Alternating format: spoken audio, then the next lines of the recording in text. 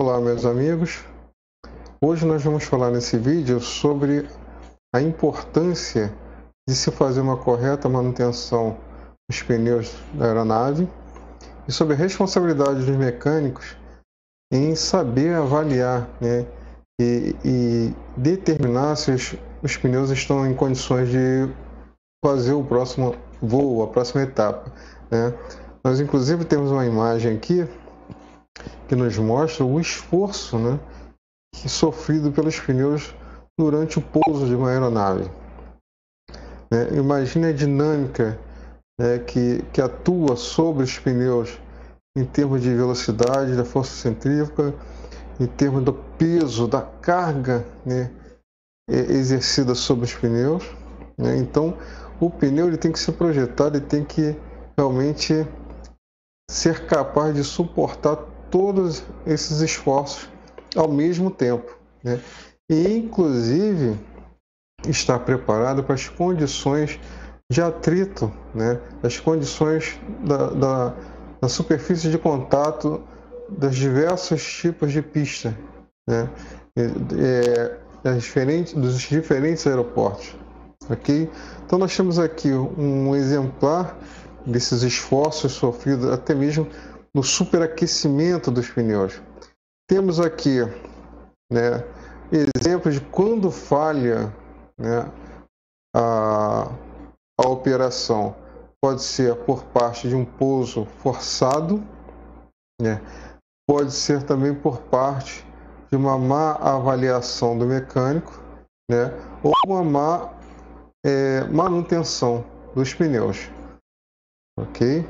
Então, ou simplesmente um conjunto de falhas. E normalmente, quando acontece um acidente ou um incidente, ele não é causado por um único fator. Normalmente é uma combinação de falhas que acaba gerando esse incidente ou acidente, ok? É o que ele chama de falhas latentes.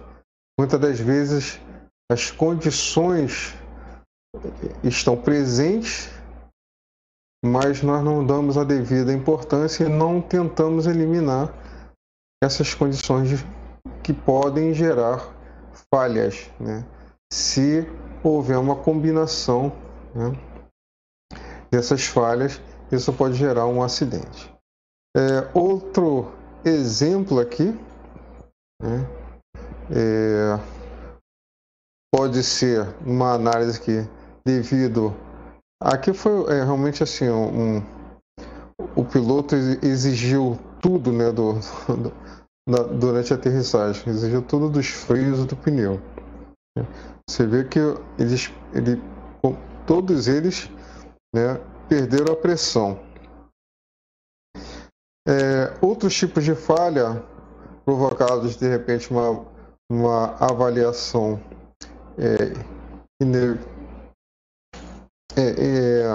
errônea, equivocada, podem expor, a aeronave e a vida das pessoas a um risco extremo. Okay? Então, nesse vídeo a gente vai buscar,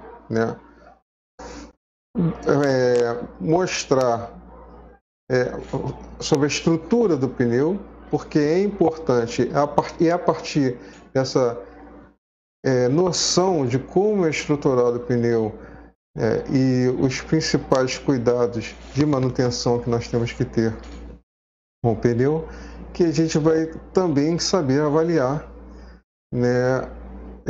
melhor se o pneu está em condições de cumprir com a próxima etapa ou não, ok?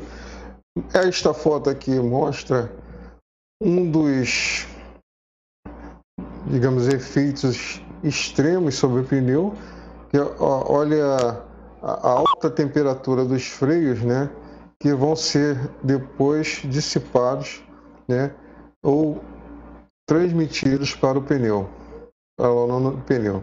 Tá? Então, realmente chega ao extremo de ficar em brasa, o freio. Outros exemplos de falha ou fadiga do pneu, né? Como eu havia dito, para chegar a esse extremo é porque não foi, né, a causa latente ela não foi eliminada a tempo, ela estava presente e foi assim de base em base foi se deixando, né, seguir numa condição insegura. É aquela coisa assim, não, deixa para a próxima base, né, para troca. E muitas das vezes, e é onde eu falo também, a extrema importância de se fazer a correção num pernoite, né? O avião, quando está em pernoite, é mais tranquilo, né, de se fazer a troca do pneu, né, e vai dar uma garantia, uma segurança, uma tranquilidade para os colegas das bases durante o atendimento em trânsito. Porque é o tipo de situação que em trânsito é muito inconveniente. Tá? Então, vale aí essa observação, esse alerta para o pessoal de pernoite. Ok, então, antes de atingir esse estágio, as falhas latentes elas já aparecem, já surgem. Então é muito importante o mecânico saber avaliar e saber determinar, não, esse pneu não está em condições de seguir, né? Nós vamos ter que trocar esse pneu antes da próxima etapa, ok? Então o mecânico tem que ser responsável e comunicar e conversar com o comandante a respeito das condições do pneu, tá certo? Este vídeo eu pretendo fazer em 2 etapas. A etapa de hoje vai ser basicamente explicar sobre essa estruturação da roda e do pneu em si, né? Temos aqui um exemplo, uma secção do pneu, né? Uma vista em corte, e podemos observar o cubo da roda, a montagem dele, os rolamentos, ele é montado em cima de rolamento. Temos aqui o conjunto de freio, com suas diversas pastilhas, né, trabalhando em conjunto, pode ser de liga de carbono ou outros materiais.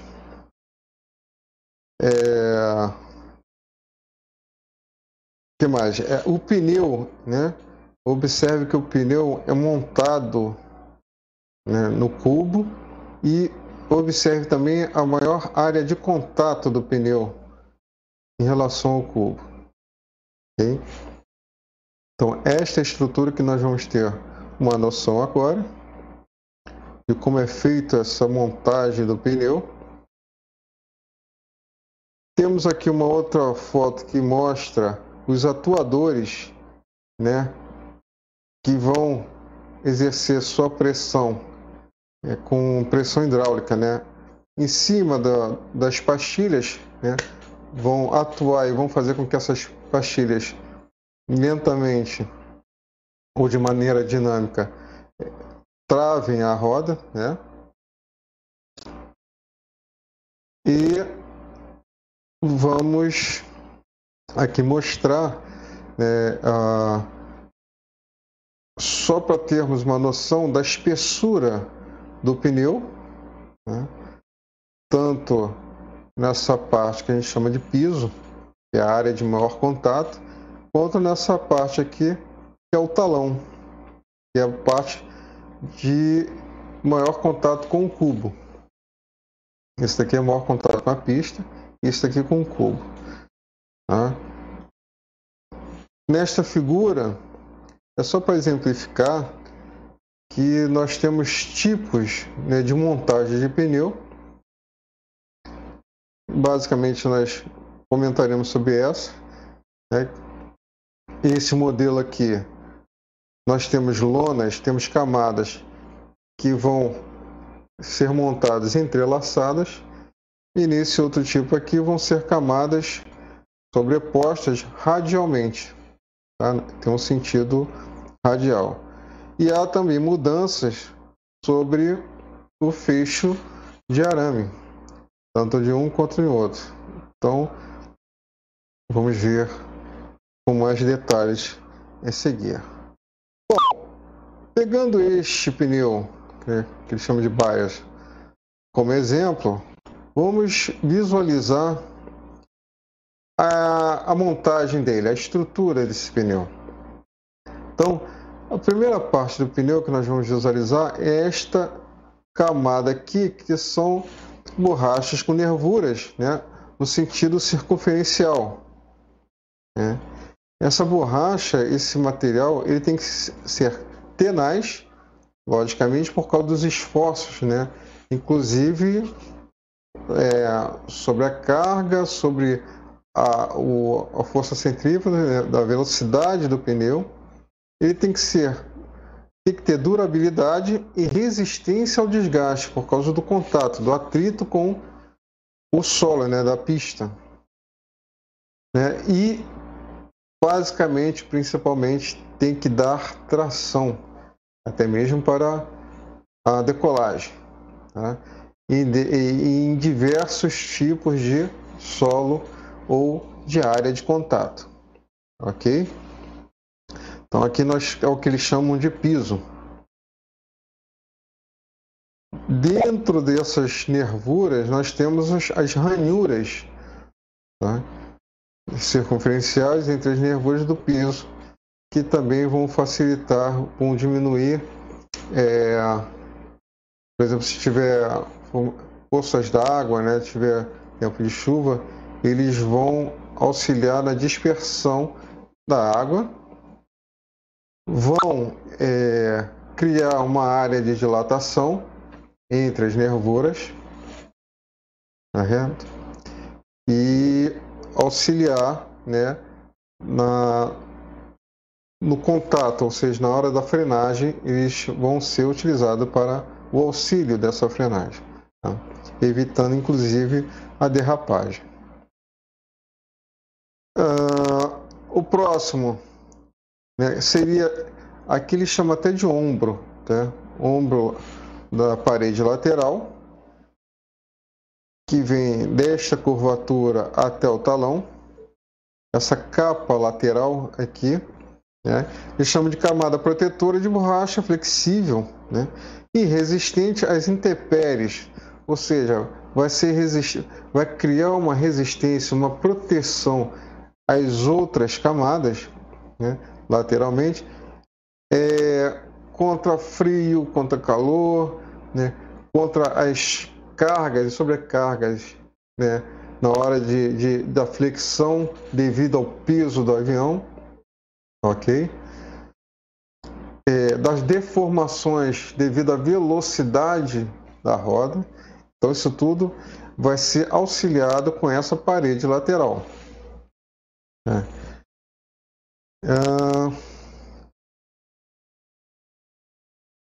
A próxima parte do pneu, né, nós falamos do piso, vamos falar aqui de o que eles chamam de camada de reforço, né? O reforço do piso é uma ou mais camada, né, de tecido que fortalecem e estabilizam a área para a operação em alta velocidade. Então ele cria ali, ele botar uma camada para exatamente dar resistência, né, durante alta velocidade, né, para não deformar tanto, né, e inclusive fazer o que eles chamam de ondulação, né, deforma realmente, ao invés de ficar aquela tendência do pneu perder sua forma cilíndrica, né. E então essa camada, ela dificulta essa deformação, ok? É o que ele chama aqui de estabilizar a área. Tá? Então é muito importante a camada de reforço. Tá? Então vem o piso, a camada de reforço, e temos aqui A seguir é uma camada, né, que inclusive ele chama de camada ela é lustrada. Essa camada ela vai aumentar o que? A adesão, né, entre essa camada de reforço e a camada que nós vamos ver mais né, que seria mais interna. Então, entre essa camada de reforço e a camada interna, que tem uma outra função também, eles vão colocar eles chamam que tem o efeito amortecedor, né? Ter uma superfície polida. E olha só, ela também, né, ajuda, facilita na remoção desse piso, dessa camada do piso, né, quando o pneu é reformado, ou seja, vai ser recauchutado. Então eles tiram, né, o piso em contato com essa camada e depois fazem uma nova galvanização. Não é galvanização, eu esqueci o termo, né? Vulcanização, esse é o termo. Tá legal? Então esse aqui, que eles chamam de Buff Line Caution, tem essa finalidade. Muito bem. Continuando a nossa estrutura, temos aqui assim que são as camadas que eles chamam de disjuntores ou cinta. Elas ajudam a proteger a lona da carcaça e fortalecer e estabilizar a área do piso. Então, assim, são cintas que, quanto maior o número dessas cintas, maior resistência, né, maior capacidade de carga o pneu vai ter. Tá? Então, tem esses disjuntores que vai dar esse reforço, né, para o piso, que é essa primeira camada. Depois, nós vamos ter o que eles chamam de revestimento das camadas, digamos assim. Passam radialmente, ou seja, são outras cintas, como se estivessem enfaixando, né, todas as outras camadas. Passam radialmente de talão para talão, ou seja, ela envolve todo o pneu, né, e ajuda a fornecer o quê? A força do pneu. Ela vai moldar o pneu, vai ajudar a moldar o pneu e vai ajudar a fortalecer, né, o pneu.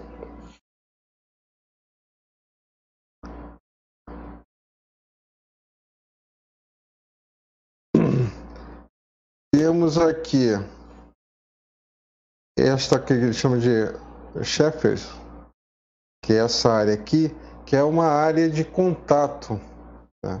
Eu vou voltar, 22, eu vou voltar naquela primeira figura, só para a gente visualizar. Tá vendo? Essa área de contato com o cubo que roda tem, assim, um alto grau de atrito. Então eles reforçaram essa área com esse que eles chamam de chafers, né?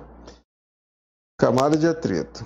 Então, borracha ou tecido localizado entre a lona do invólucro e a roda para minimizar o atrito, tá? Então, seria um anti-atrito. Legal. Depois nós temos aqui a outra camada. São os flippers, que são camadas de tecido emborrachado que ajudam a ancorar, né, a ter adesão, né, dos fios do cordão da carcaça. Ou seja, esse aqui que eles chamam de conjunto de arames. Tá? Então ele ajuda a envolver esses cordões. Tá legal? Ele já vai dando ali fazendo um invólucro em cima dos arames. Cordão de arame. Ok. Depois nós temos que ele chama de faixa de vértice, né, na tradução, que é uma cinta, é como se fosse assim, uma camada, né, de proteção, principalmente nessa área superior aqui do cordão, tá, de arame. Muito bem. E aqui seria o colar de arame, né? Vamos lá. Os aros de arame de aço de alta resistência à tração que ancoram, né? Ou seja, ajudam a aderir às camadas do pneu, propriamente dito, e fornecem uma superfície de montagem firme na roda, ou seja, no cubo da roda. Então ele dá aquela resistência, né? E dá aquela consistência para que o pneu trabalhe ali junto ao cubo de roda. E como já destacou aqui, ele tem que ser bem resistente à tração. Tá legal? Muito bem. Na camada interna, né, esse revestimento interno aqui, né, ele fala aqui, ó, nos pneus sem câmara de ar, essa camada interna atua como um tubo interno, né, e ajuda a restringir a difusão do gás para o invólucro. Vamos voltar lá na... Deixa eu ver aqui. Isso, 32. Voltar naquela figura, só para a gente visualizar. Então essa camada interna aqui, ela ajuda a dispersar o gás e, de certa forma, ela isola, impede que o gás penetre entre, né, as fibras, as camadas que formam a cinta, né, e formam a moldura do pneu. Okay? Isso daí é de extrema importância. Então, o que eles chamam de tubo seria esta área aqui, tá? Para os pneus sem câmara. Muito bem. Para pneus com câmara, o revestimento ajuda a evitar fricção contra esta lona interna, tá? Então, se tivesse uma câmara aqui, esta camada diminuiria o atrito entre a câmara e essas fibras aqui do pneu. Então, é muito importante esta camada interna, o inner line. Bom, aqui no talão, que é a área de maior contato com o cubo de roda, nós temos a parte interna, eles chamam de dedo do pé, certo? E a parte externa, ele vai chamar de calcanhar, tá? Que ajuda, que se ajusta, né, no flange do cubo de roda. Então essa aqui seria a área de maior contato e esforço de tração, logicamente, com o cubo de roda. Nos pneus de trem de nariz, você pode encontrar esta aba, pode estar também os dois lados dos pneus, que ajuda, né, a dissipar o quê? A desviar a água lateralmente para ajudar a reduzir a ingestão excessiva de água pelos motores. Legal? Então, é um dissipador. Ele vai realmente desviar e vai impedir que a água se concentre nos bocais dos motores. Muito bem. E nesta figura, eu já havia comentado, seria como a construção daquele outro tipo de pneu, que é o pneu radial. Tá? Observe que as camadas, elas são dispostas, né, na sua maioria, né, de maneira radial. Ok? Muito bem. Outra coisa importante que eu queria comentar, que o mecânico tem que ter assim, uma noção, é de identificar o pneu. Então aqui nós temos um exemplo identificação, só para ter uma noção. Aí vai vir no pneu, vai ver o modelo, né, a marca que o fabricante vai dar para o pneu, né? Aqui vai ter o fabricante, informações bem pertinentes e importantes. Seria esse daqui, ó, part number. Tá? Se você for trocar o pneu, você tem que seguir, né? Vai ter que requisitar através do part number, que é a identificação do fabricante para aquele produto. E vai ter que pegar um outro part number compatível com este que você está removendo e conferir, né, a efetividade do pneu para aquela aeronave. Okay? Outra coisa importante, que eu vou até falar mais um pouco, é o serial number, que é, de fato, o que identifica aquela unidade. Tá? E, inclusive, é o que vai... esse dado aqui é o que vai ser baseado o acompanhamento de toda a vida útil deste pneu. Muito bem. Aqui vai mostrar aqui a profundidade, né, da moldura. Aqui o tamanho, né, do pneu, né, a dimensão do pneu. Esta área aqui também é de extrema importância, que ela vai falar aqui sobre, né, a quantidade de camadas, a velocidade que esse pneu suporta, né, aguenta trabalhar, né, porque acima disso a deformação vai ser tal que vai se romper as camadas de tensão, tá, que nós vimos anteriormente. E a outra coisa também, ele vai te dizer o limite de carga que esse pneu aguenta. Tá? Isso aí são dados extremamente importantes. Ok? Falando sobre o serial number, ele é constituído desta forma aqui. Aí dá um exemplo em que o Y, que seria o primeiro elemento, primeira posição, daria informação do ano. Esses 3 J's aqui é o que eles chamam de Julian Date, que é o calendário de dias corridos. É interessante, eu até pesquisei e fiquei assim, achei curioso. Depois eu vou pegar o exemplo. E aqui, ó, esses 4 últimos elementos, ele vai dar como identificação, número de identificação daquele pneu, mas ligado aonde foi fabricado o pneu.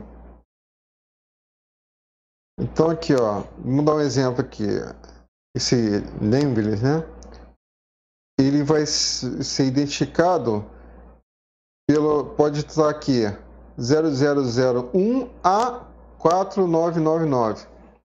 Então, toda vez que você pegar um pneu que estiver nessa faixa, né, nesse período de numeração, você sabe que foi fabricado neste país, nessa localidade.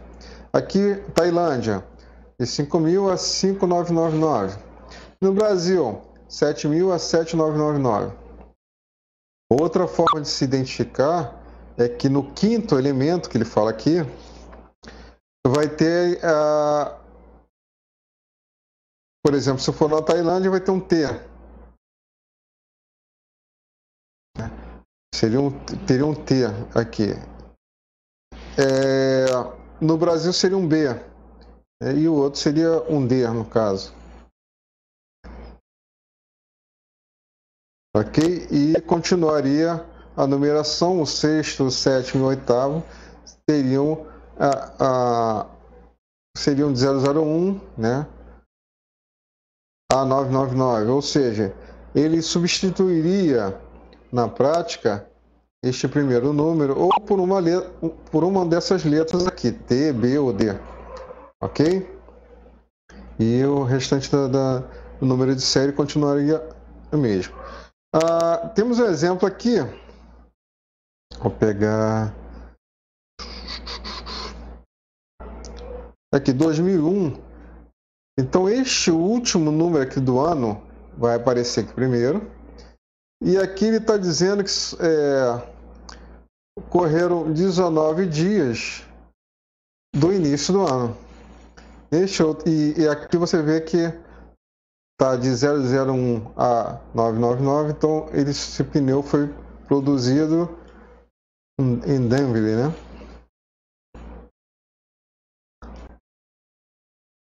Aqui o outro exemplo, ó, 2, e aqui foi produzido na Tailândia, pelo o número de série 5 aqui. O número de série 7 já é o Brasil. É isso? Aqui, ó, o número 3 de 2003, e aqui representa, ele está dizendo que é o 19º dia do ano. Isso aqui pode chegar até 365, ok? Seria o dia 31 de dezembro.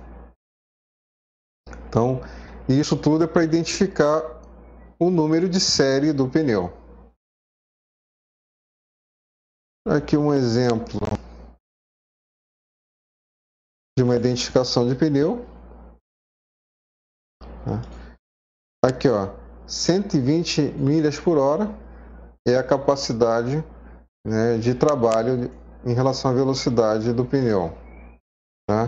O tamanho do pneu, as dimensões do pneu, 4 camadas, né? Por aí vai. Algumas outras informações, né? Como eles fazem a medição, né? Diâmetro externa é lá do topo do piso e o diâmetro interno é lá da área de contato do talão com o cubo de roda. Muito bem. Já falamos.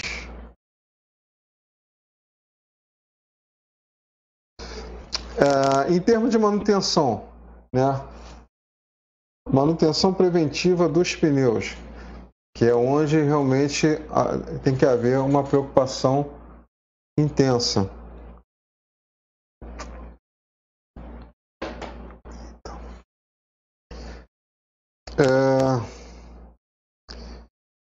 Vamos só ver essa nota aqui, que eu acho que resume bem em relação à preocupação na manutenção preventiva.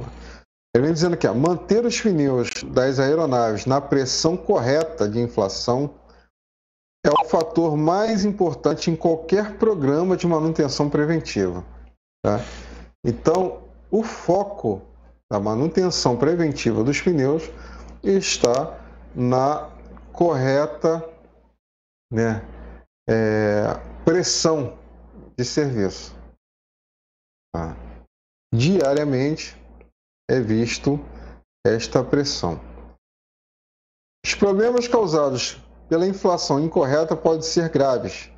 O excesso de inflação pode causar desgaste irregular do piso, né, que seria aquela borracha, a primeira camada que tem um contato direto com o solo, redução de tração, com certeza, né, porque com a deformidade, por exemplo, com a inflação incorreta, você vai ter maior deformidade ou menor deformidade no pneu. No caso do pneu vazio, realmente vai ter uma maior deformação, né? E com isso você vai perdendo tração. Tornar o piso mais suscetível ao corte, né? Ou seja, porque vai ter uma maior área de contato se o pneu não estiver devidamente cheio, né? E a deformação sendo maior também pode facilitar o corte nas camadas. Aumenta a tensão das rodas do pneu. Legal. Agora, se ele tiver... isso daqui foi excesso de inflação. O excesso de inflação, redução da tração. Sim, aqui se for analisar, um pneu muito cheio, ele pode até quicar mais, pode ser isso, e perder o contato, né, com, com o solo.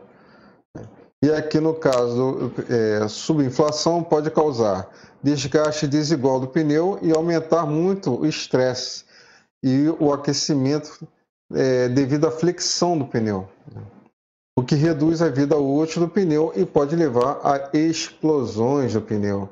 Tá? Então, eu acredito não só quando o pneu está vazio, digamos assim, mas também quando ele está excessivamente com uma pressão excessiva. Tá? Então aqui são anotações importantes. Vou passar aqui vou ler aqui algumas observações, né, que são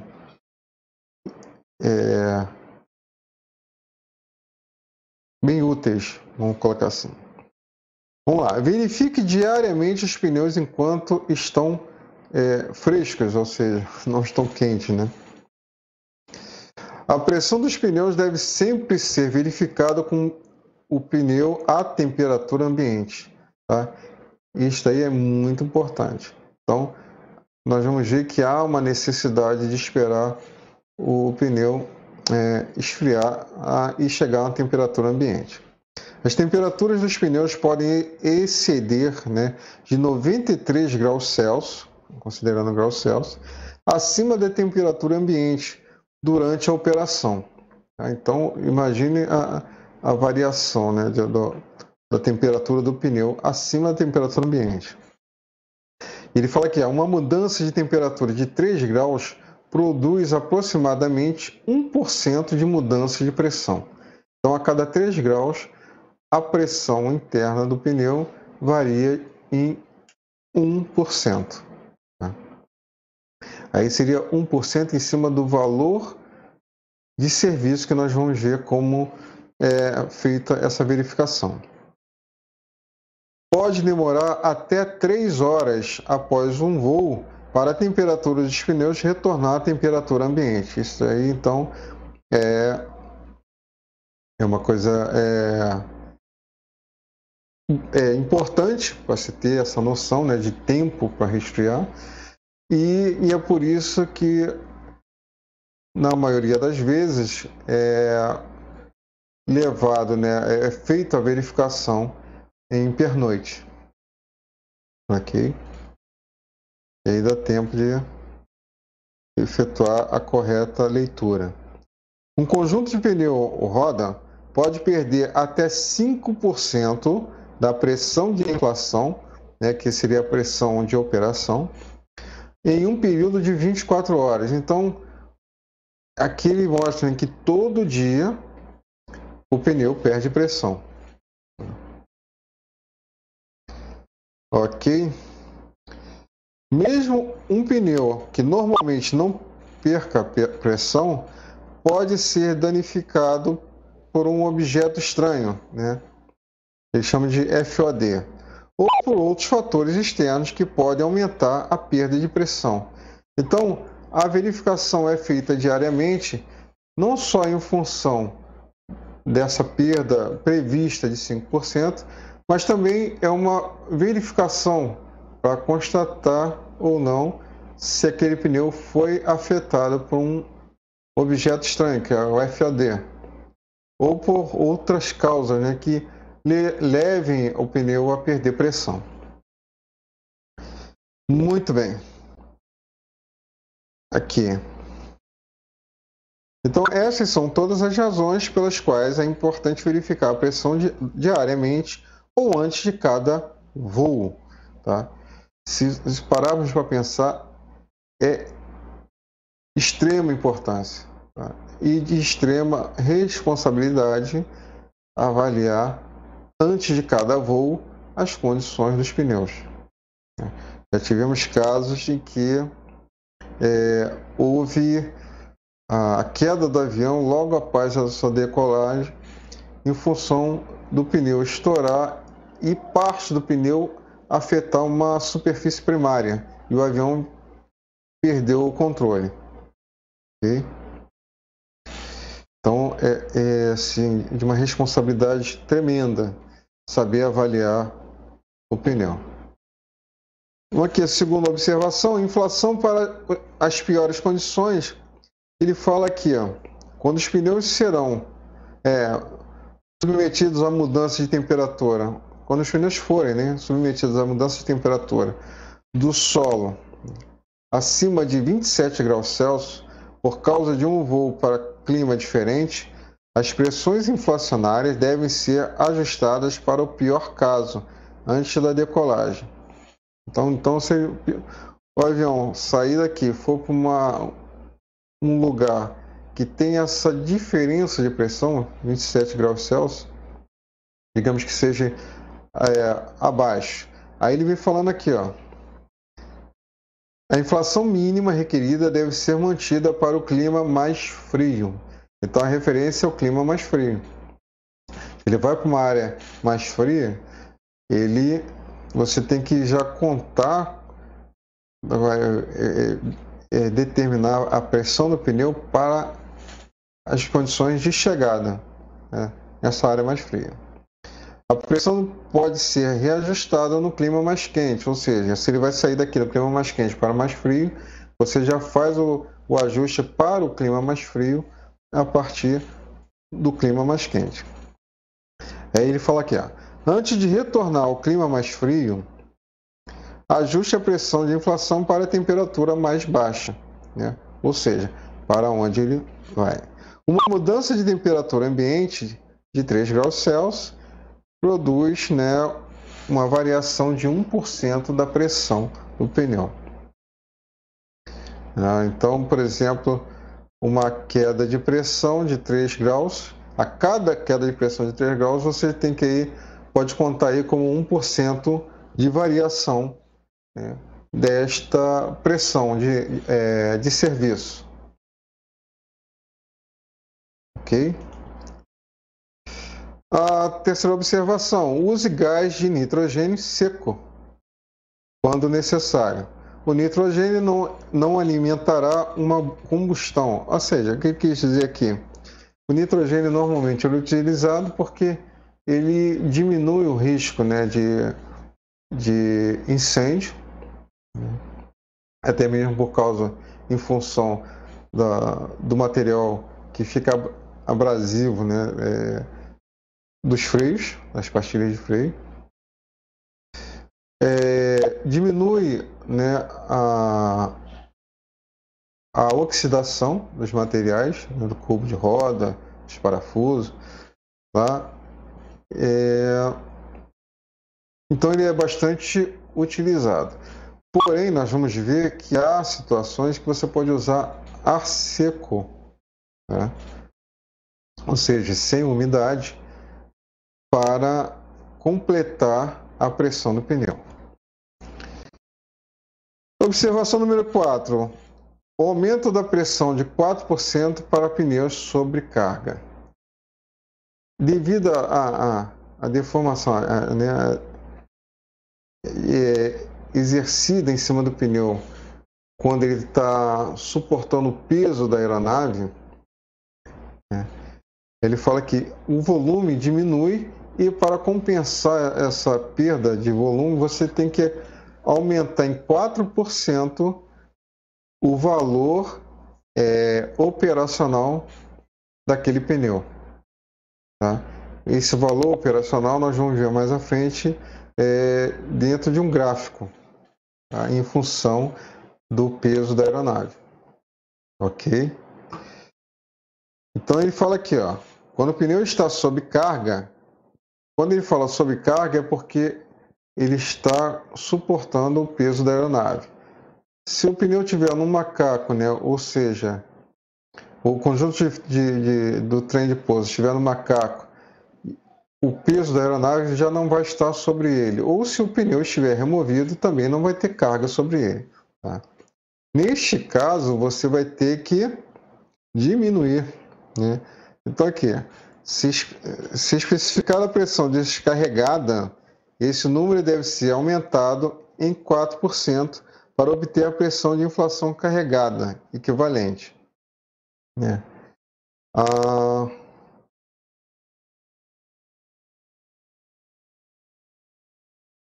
Assim, se ele está sem carga, você vai aumentar em 4% exatamente para você compensar essa deformação em função do peso do avião. Está correto.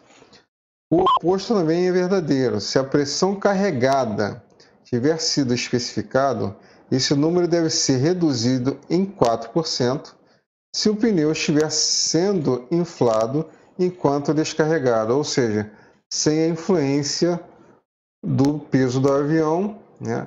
Você vai ter que tirar 4% da pressão de serviço. Ok. Observação número 5. Permitir expansão depois da montagem, né? Então, quando o pneu vem numa linha de montagem, né, que ele é montado, aguarda-se, né, um período de 12 horas para permitir que esse pneu sofra uma expansão natural, né? E aí sim você vai fazer o service, vai botar ele na pressão de serviço, ok?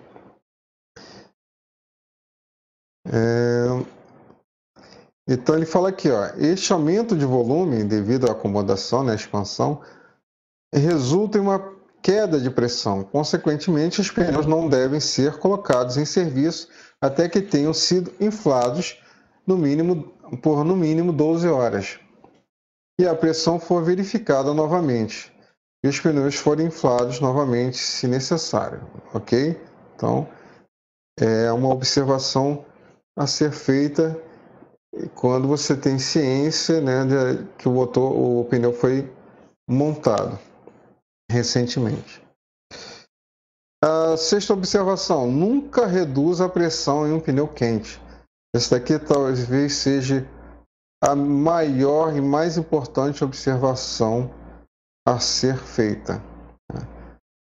O excesso de pressão de inflação nunca deve ser eliminado dos pneus quando quente. Então você não deve tirar a pressão do pneu se ele estiver quente, né? Com risco, com a probabilidade dele explodir. Tá? Todos os ajustes de pressão inflacionária devem ser realizados em pneus resfriados à temperatura ambiente. Já houve casos, já houve relatos de pneus que explodiram. E muitas das vezes não se toma ciência do porquê, né? O que aconteceu, o que levou à explosão do pneu. Tá? E é muito triste o efeito, o dano causado com uma explosão de pneu. Ok? Não se aproxime, outra coisa também muito importante. Não se aproxime de um conjunto de pneu roda, né, que mostre sinais de danos físicos que possam comprometer sua integridade estrutural. Está dentro desse pacote que eu falei, dessa observação que eu falei sobre o risco de explosão. Então, se você, ao fazer a inspeção, viu ali que está muito danificado, você deve antes, né, procurar tomar ciência de procedimento de segurança, que normalmente é dado pela operadora, né, do que fazer numa situação como essa. Ok?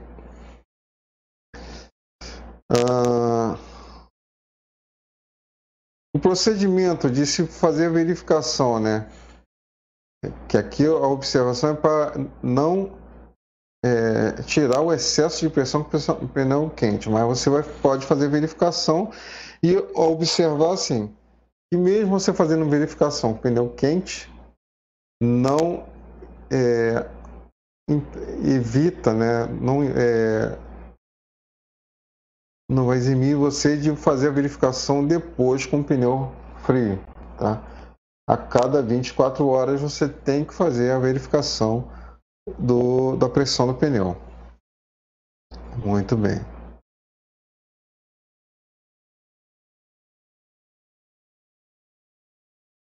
Eu vim falando aqui também, ó, se qualquer pneu tiver menos de 90% de pressão mínima de serviço, carregado, né, o peso do avião, remova-o de serviço. Então, 90% abaixo da pressão mínima de serviço.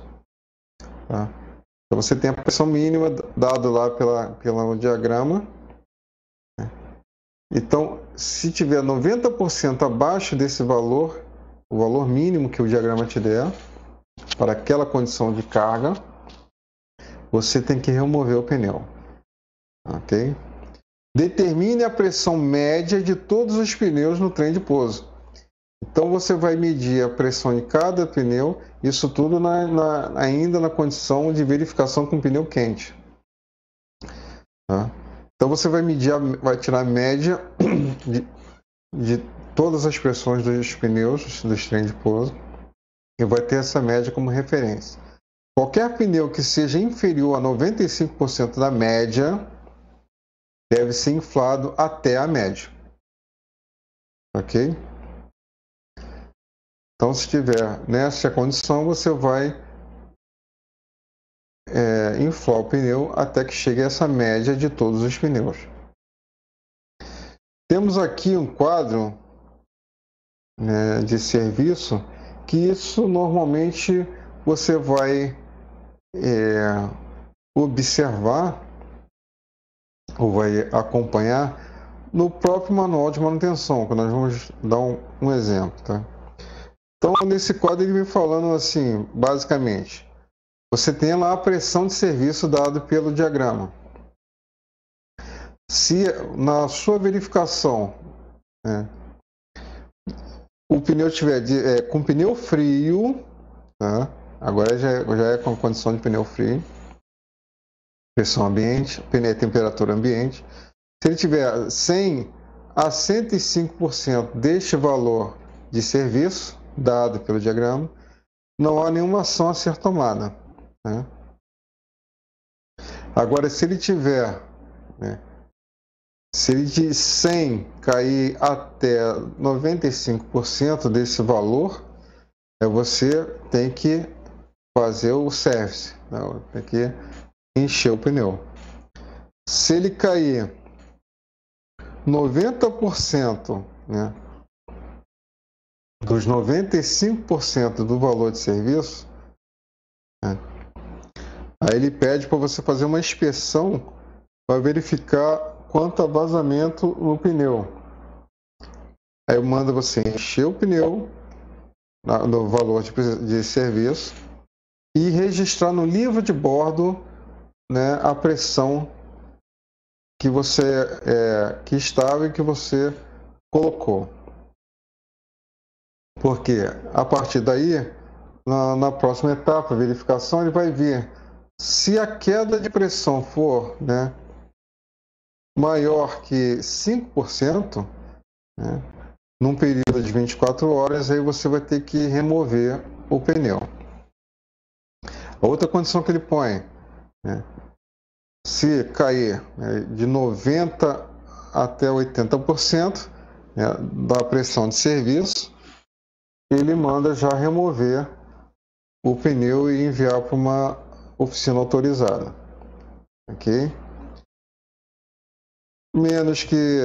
Cair menos que 80%, né, da pressão de serviço, remova o pneu e o adjacente também, né?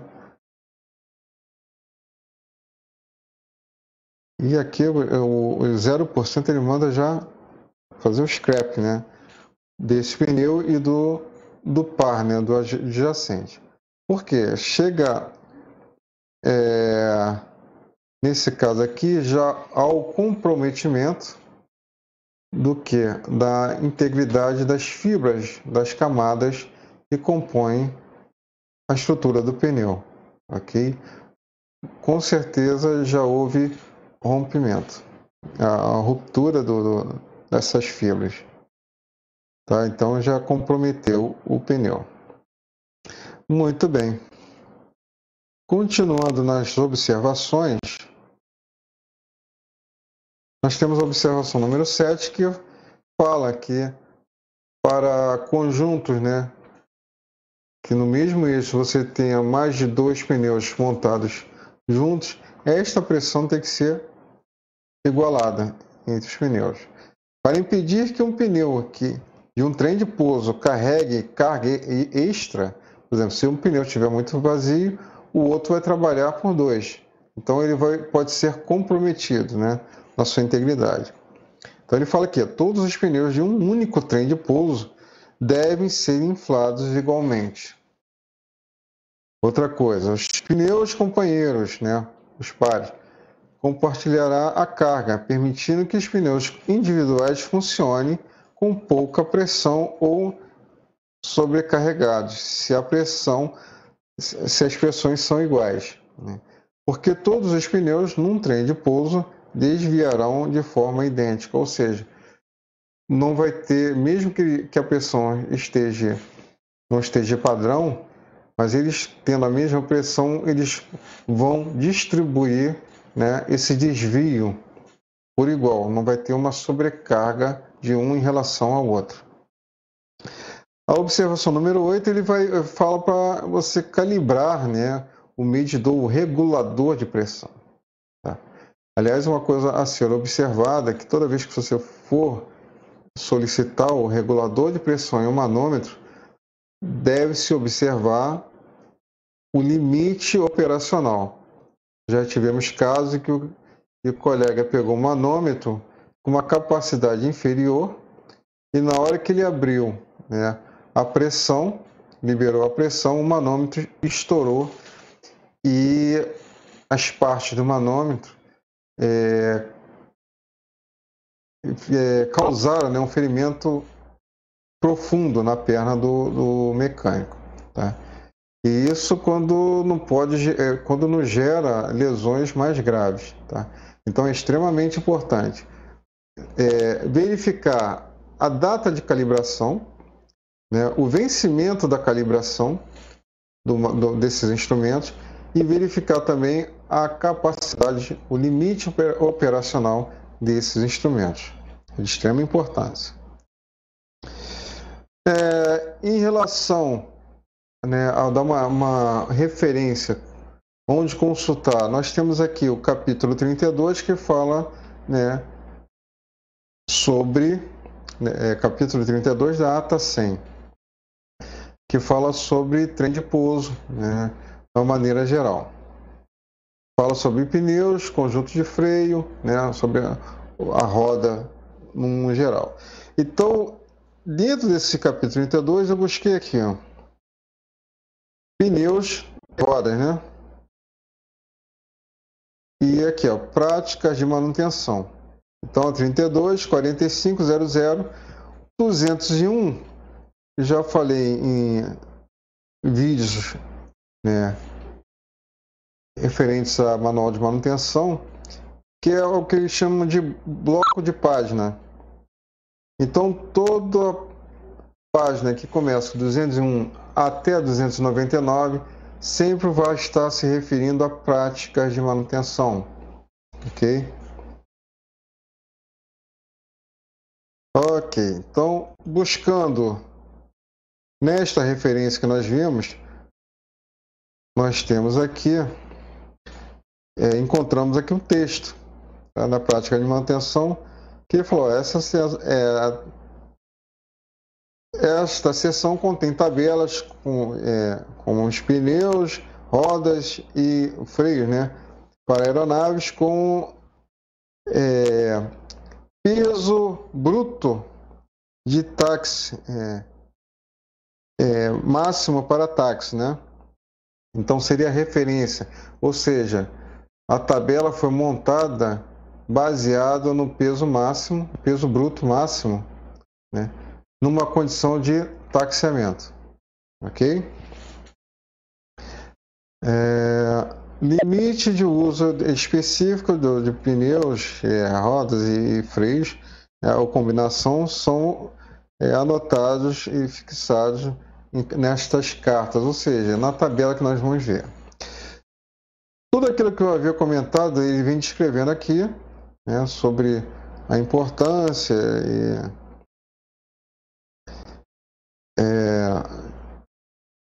observações a serem feitas. E no final ele fala assim, para fazer o serviço do pneu, né, da roda em si, ele te manda para o capítulo 12. Né? Capítulo 12, 1506, 301. E aqui o service, né? Também 12, 1501. Aí nós vamos lá nesta referência, mas antes de irmos na referência, eu destaquei aqui algumas observações que estão inclusas no texto, né? Anteriormente eu havia dito que até 3 horas, né, o pneu pode levar até 3 horas para atingir a temperatura ambiente para você fazer a leitura correta da pressão. Mas aqui ele fala assim, deixe o pneu esfriar por pelo menos 2 horas depois do pouso. Use o manômetro aferido, né?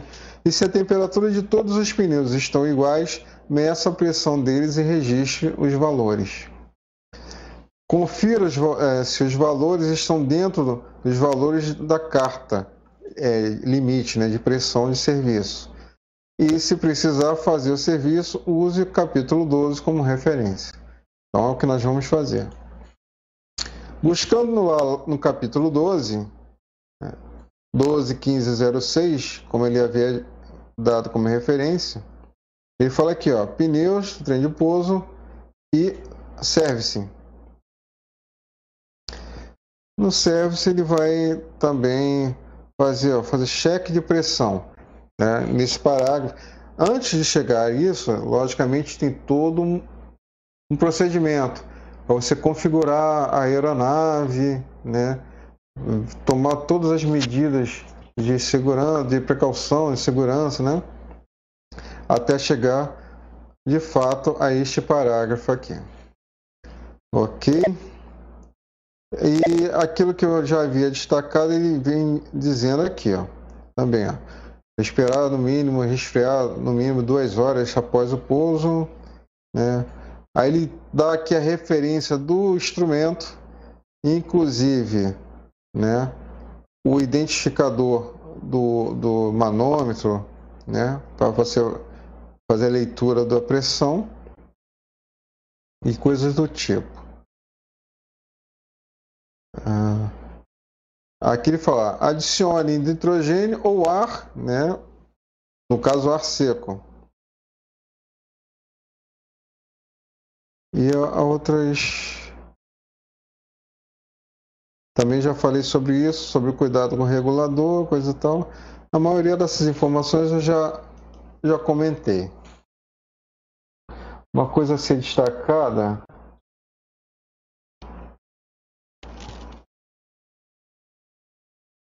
Deixa eu ver aqui...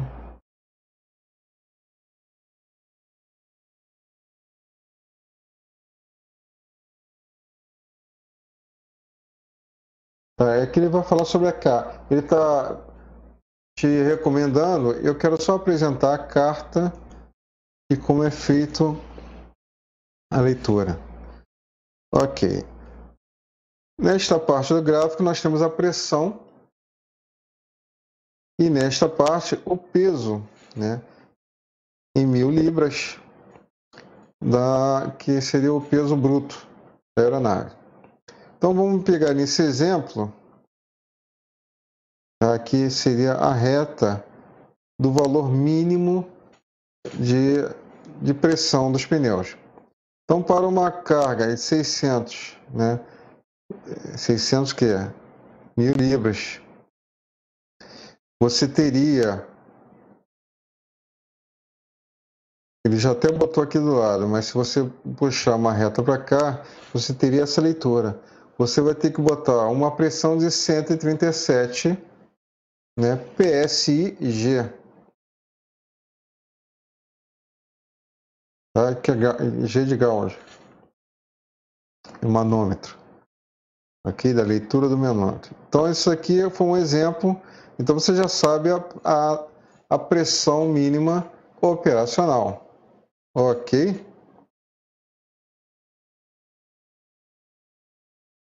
E aqui ele bota como pressão máxima operacional. Mas o ideal é realmente trabalhar em cima ou próximo desta.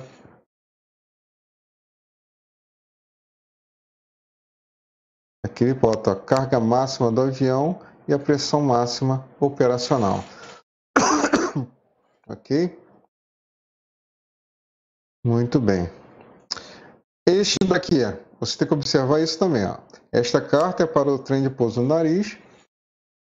E esta outra carta para o trem principal. Muito bem.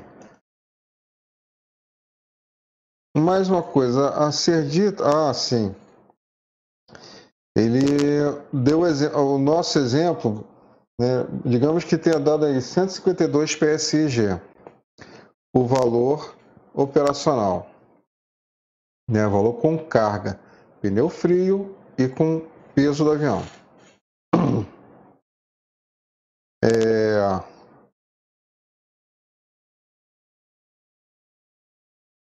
Vamos lá.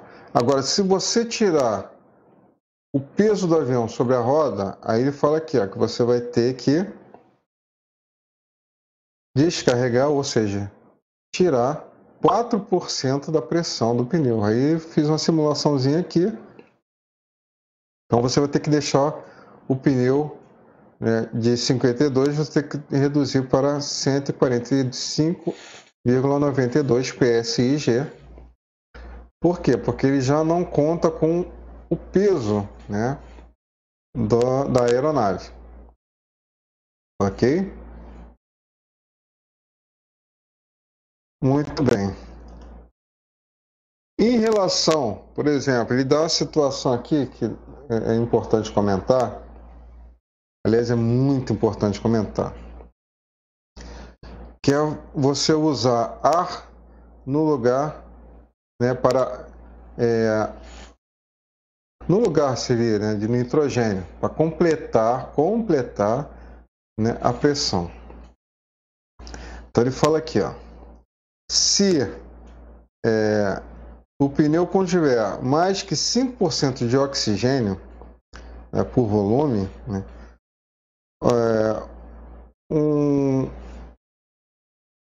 assim como especificado abaixo, que está aqui, você deve esvaziar o pneu para uma pressão atmosférica e fazer inicialmente o procedimento de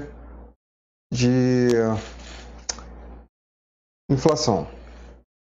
Por quê? Porque se dentro do pneu tiver muito oxigênio, você aumenta o risco, né, de alimentar um incêndio ou até mesmo explodir o pneu e aumenta também a oxidação, tá, do material. Muito bem, então ele fala aqui, ó, dos cuidados. Ó. Usa instrução, né, do instrumento lá, coisa e tal. Adicione nitrogênio, aí dá uma referência aqui do nitrogênio, ou ar seco limpo, aí dá uma referência aqui do ar seco, como requisitar, né? E assim, ó, para o procedimento específico, né, no caso de você usar o ar seco, tem dois procedimentos. Então vamos lá, rapidamente. Procedimento 1, ele fala o seguinte: certifique-se no registro a quantidade de ar que você colocou, né? E cada vez que você colocar um pouco de ar, você vai somando essa quantidade que você colocou. E ele mostra aqui que você não pode colocar neste manual, né, no caso, né, nesta aeronave, né, ele está falando que você não pode exceder o somatório dessas quantidades não pode exceder 19 PSI, ok? Aí ele dá um exemplo aqui de, por exemplo, você abasteceu 8 PSI de ar seco. Aí, numa outra oportunidade, você abasteceu mais 11. Né? Você aqui já atingiu os 19 PSI. Então, a partir daí, você vai ter que fazer o procedimento, esvaziar e fazer o procedimento com o nitrogênio. Ok?